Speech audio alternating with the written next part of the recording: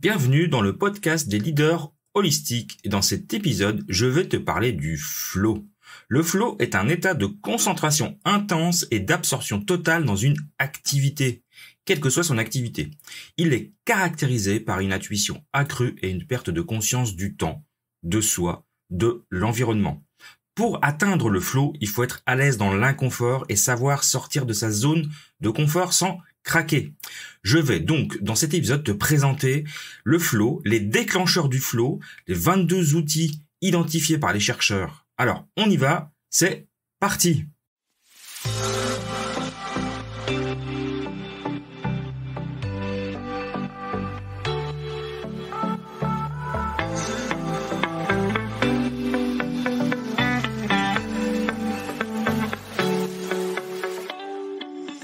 Bienvenue dans le podcast des leaders holistiques. Je suis Christophe, ingénieur, artiste holistique.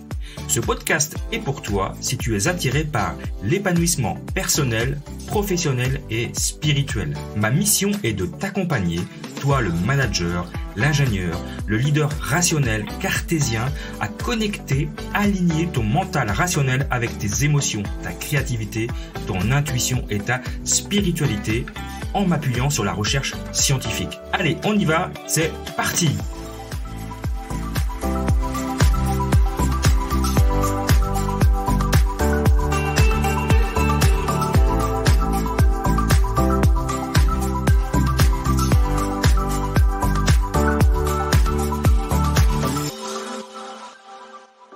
Le flow, qu'on appelle également état de l'effort sans effort, est un état dans lequel nous sommes concentrés, absorbés dans une activité. Tout semble disparaître, le temps s'écoule étrangement et 5 heures peuvent passer en 5 minutes.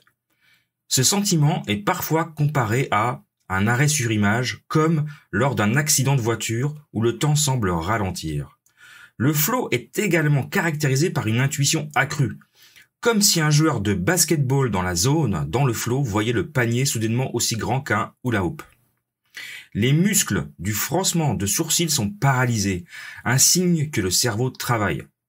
Et ça pose souvent des problèmes dans la vie sociale ou professionnelle parce que les gens pensent que je suis en colère, parce que je fronce les sourcils alors qu'en fait, je suis simplement en train de réfléchir en mode robot. Le flow est un terme inventé par Goethe qui utilisait le mot allemand Rausch, signifiant déborder de joie.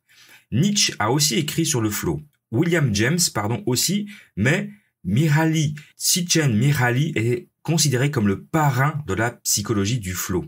Les recherches de Mihaly Csikszentmihalyi ont pour objectif de comprendre le flow pour permettre aux individus d'être plus heureux et épanouis. Il disait « Les meilleurs moments de notre vie ne sont pas les moments passifs, réceptifs, relaxants.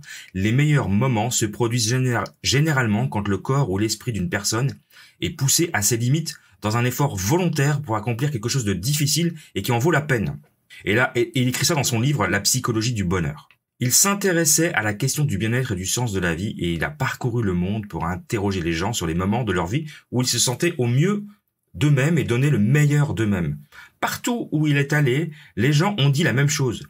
Je suis dans un état de conscience modifié où chaque action, chaque décision que je prends semble s'enchaîner sans effort, parfaitement, sans rupture avec la précédente. Le flow est une sensation de fluidité. C'est l'un des moments d'attention et d'absorption totale. Les athlètes parlent souvent de la voix qui leur indique quoi faire lorsqu'ils sont en mode de flow. Selon Csikszentmihalyi, cet état de flow se caractérise par six composantes. Premièrement, une concentration intense et focalisée sur le moment présent. Deuxièmement, une fusion de l'action et de la conscience. Troisièmement, une perte de la conscience de soi réflexive. Quatrièmement, un sentiment de contrôle personnel sur la situation ou l'activité. Cinquièmement, une distorsion de l'expérience temporelle et finalement, une expérience de l'activité comme intrinsèquement gratifiante. L'équilibre entre les défis et la compétence est une notion clé pour atteindre l'état de flow, souvent appelé règle d'or de la fluidité. Pour rentrer dans cet état, il faut être à l'aise dans l'inconfort et savoir en sortir un petit peu sans craquer. Il y a plusieurs éléments à prendre en compte pour se préparer et préparer son environnement afin d'entrer dans le flow. Les déclencheurs du flow sont sont une sorte de boîte à outils et les scientifiques en ont identifié 22 déclencheurs. Alors il y a des déclencheurs individuels qui favorisent l'état de flow. Par exemple, la curiosité, la passion, le sens, l'autonomie, la concentration totale, le risque, la nouveauté, la complexité, l'imprévisibilité, l'incarnation profonde, le feedback immédiat, des objectifs clairs, le rapport entre les défis et les compétences ou encore la reconnaissance. Mais il y a aussi des déclencheurs collectifs qui peuvent aider une équipe à atteindre l'état de flow. La concentration totale, les objectifs partagés, les risques partagés, l'écoute attentive, l'autonomie, le sens du contrôle, le mélange des égos, la familiarité, la participation égale ainsi qu'une communication ouverte. Pour accroître les performances, il est important de maintenir l'énergie nécessaire. Pour atteindre l'état de flow, il faut avoir des fondations solides. Le bien-être physique et mental est important pour accomplir l'impossible. Du point de vue physique, 3 éléments fondamentaux peuvent être mis en évidence. Premièrement, l'hydratation et la nutrition. Il n'y a pas de règle spécifique car elles varient selon les individus. Donc c'est à toi de trouver ce qui fonctionne pour toi. Mais c'est très important.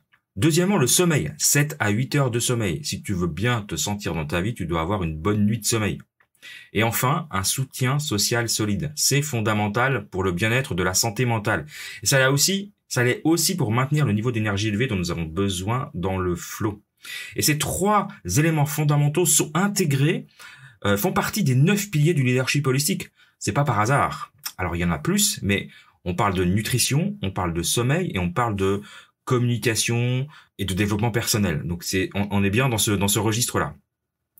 À l'inverse, l'anxiété, le stress est très mauvaise pour toutes les performances.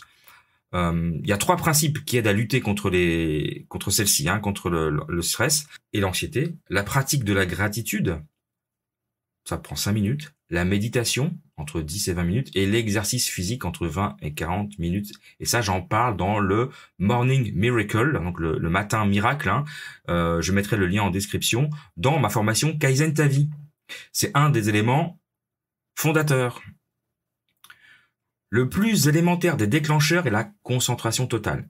Je te recommande de commencer ta session de travail en fonction de ta physiologie et de tes préférences pour optimiser tes chances de réussite. Les distractions doivent donc être gérées avant en éteignant le téléphone, en coupant les courriels, les réseaux sociaux, Twitter, Facebook, Instagram, tout ce qui va sonner et pouvoir te perturber. D'après une étude, par exemple, les informaticiens, quand ils font du codage en état de flow, ils vont mettre jusqu'à 15 minutes pour se remettre dans le bain s'ils ont été dérangés par une distraction et parfois ils n'y arrivent jamais. Donc c'est vraiment quelque chose d'important, la concentration et le fait de ne pas être dérangé. La fluidité, le flow n'apparaît que lorsque toute notre attention est au bon endroit au bon moment. Il est également important de se rappeler que l'état de flow est un processus dynamique qui nécessite donc une adaptation constante à mesure que les défis des compétences évoluent. Donc ce qui va déclencher l'état de flow à un moment risque de changer avec ton évolution personnelle. En gardant ça à l'esprit, tu pourras maintenir l'état de flow plus longtemps et profiter pleinement de ses avantages. Alors évidemment, l'état de flow, un déclencheur important, c'est les déclencheurs de la dopamine. Vous savez, l'hormone du bonheur. Donc ça active le flow, ça stimule la concentration, l'attention, la vigilance, l'excitation et la reconnaissance des formes. En plus de ça, il y a d'autres facteurs qui produisent de la dopamine. La nouveauté, l'imprévisibilité, la complexité, l'émerveillement. Donc tout ça favorise le flow et la génération de la production de dopamine. Par exemple, lorsqu'une personne est exposée à quelque chose de nouveau et d'inattendu, ça va produire de la dopamine. Et en plus, la prise de risque peut également produire de la dopamine. Donc, non pas comme une récompense, mais pour la prise de risque en soi, en fait, pour stimuler la motivation, d'où le sortir un peu de sa zone de confort. Donc, la dopamine, c'est une substance chimique importante dans l'état de flow qui peut être produite en réponse à une variété de stimuli très différents et qui peut aider à maintenir la motivation et la concentration dans diverses situations. Donc, parmi les activités qui sont susceptibles d'induire un état de flow, on va dire qu'il y a, je peux citer les sports, toutes sortes de sports, les jeux, la lecture, les loisirs créatifs, comme la pratique d'un instrument de musique, ou le dessin, le bricolage, ou la fabrication d'objets, peu importe lesquels, la résolution d'énigmes, le jardinage. Ces activités permettent à l'esprit de se concentrer sur une tâche donnée, ce qui peut aider à réduire le stress et l'anxiété. Donc la pratique de ces activités créatives peut aider à développer de nouvelles compétences et donc à stimuler ta créativité. Et ça, j'en parle dans la formation des 9 piliers du leadership holistique, parce que la créativité est un des 9 piliers. Ça, c'est super important. Une autre façon d'atteindre l'état de flow est d'élargir ses compétences en tentant quelque chose d'un peu plus avancé que ses capacités actuelles, que le sortir de sa zone de confort. Ça peut être accompli en apprenant une nouvelle compétence, en lisant un livre sur un sujet inconnu ou en essayant un nouveau hobby, un nouveau passe-temps. En faisant ça, on peut augmenter son niveau de confiance et de motivation, ce qui va conduire à une plus grande satisfaction dans la vie. C'est là que le Kaizen, que j'enseigne dans la formation Kaizen Ta Vie, apporte tout son sens et permet de progresser pas à pas vers l'état de flow. Donc, retrouve-moi dans ma formation Kaizen Ta Vie, kaizen.leadershipholistic.com. Je mets le lien dans la description de cet épisode. Alors maintenant, je voudrais te parler du concept de délicieuse incertitude. Ce concept de délicieuse incertitude de famose est utilisé dans le sport, mais pas que, mais il est beaucoup utilisé dans le sport pour aider les sportifs, et donc c'est les coachs qui vont l'utiliser, à atteindre l'état mental de flow, ou ce qu'on appelle aussi la zone. Dans ce concept, le coach doit proposer des tâches qui se situent dans une zone de difficulté qui vont permettre aux sportifs une réussite potentielle, mais pas acquise à l'avance. Donc les tâches doivent être situées dans une zone dite de délicieuse incertitude. J'adore ce mot, j'adore cette expression, c'est très poétique. C'est-à-dire permettant de maintenir un certain niveau d'incertitude, on n'est pas sûr d'y arriver, tout en étant suffisamment accessible pour que le sportif puisse les réaliser. Donc le sportif, on va pas le mettre dans un challenge où on va le mettre en risque d'échec en fait. On va le mettre un peu en risque, mais pas trop. Le petit pas de plus qui fait qu'il va réussir, il va prendre la confiance. Et puis après, on continue, on recommence pour un nouveau challenge. Pour développer ce concept, le coach, l'entraîneur doit trouver le juste équilibre entre la difficulté de la tâche et la capacité du sportif à la réaliser. Donc ça, c'est important parce qu'il y a des jours, peut-être, où on n'est pas dans les meilleurs jours, justement. Et donc, c'est peut-être pas le moment de proposer des challenges trop élevés. Donc, il faut savoir doser. C'est là que le coach a tout son sens. Bon, évidemment, ce concept que je trouve très intéressant, il peut être utilisé dans d'autres domaines que le sport, typiquement au travail, dans les loisirs, pour aider n'importe quel individu à atteindre son plein potentiel. Pour continuer, je voudrais te parler aussi des 5 motivations intrinsèques différentes qui sont conçues pour s'imbriquer comme un Tetris les unes dans les autres et fonctionner dans un ordre spécifique. Ça commence avec la curiosité qui est la motivation la plus élémentaire de l'être humain et qui permet de se concentrer sans effort. La curiosité, est suivie de la passion, qui est intégrée à la curiosité et qui permet de nourrir notre intérêt pour un sujet ou pour une activité en particulier. J'en parle dans l'ikigai. En effet, la passion nous pousse à explorer de nouvelles idées et à chercher des moyens importants, innovants, de résoudre des problèmes complexes dans notre domaine. Cette motivation nous permet de nous investir pleinement dans notre travail, de trouver des solutions créatives et de développer des compétences supplémentaires qui vont nous aider à réussir.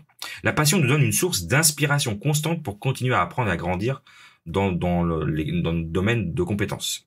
Après la passion vient l'objectif, qui est une motivation très égoïste du point de vue de la performance.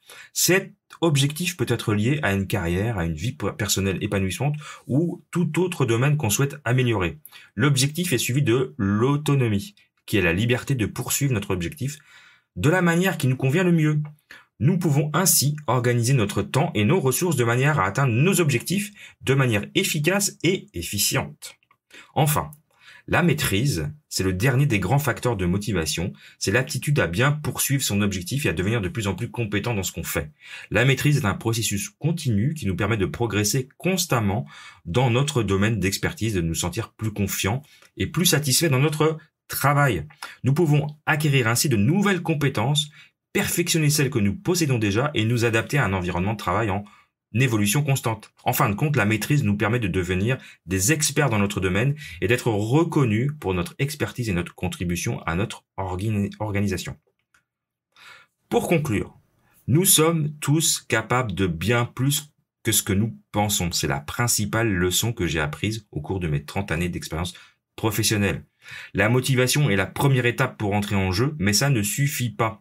On doit également apprendre en continu pour jouer et s'améliorer. La créativité nous permet de nous diriger vers la progression de nouveaux sommets. Et enfin, le flow, le flux en français, représente la performance optimale. C'est ainsi que nous pouvons amplifier tous les résultats, même au-delà de nos attentes les plus folles.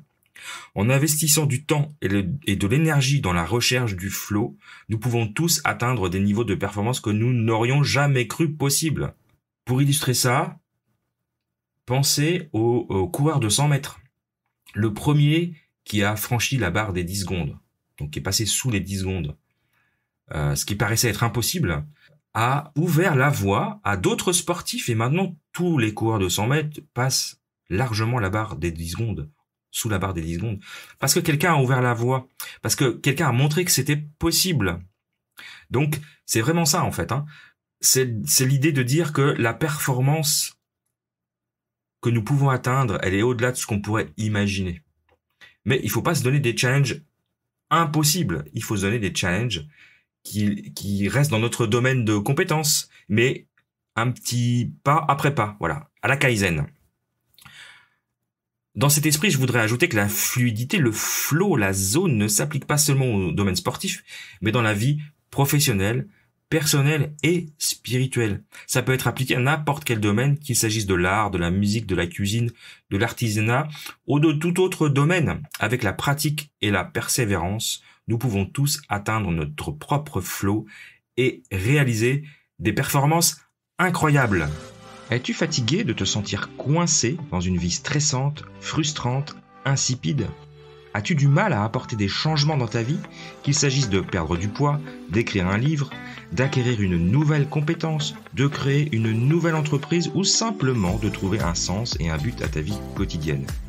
Tu n'es pas seul. Des millions de personnes comme toi font face aux mêmes défis chaque jour.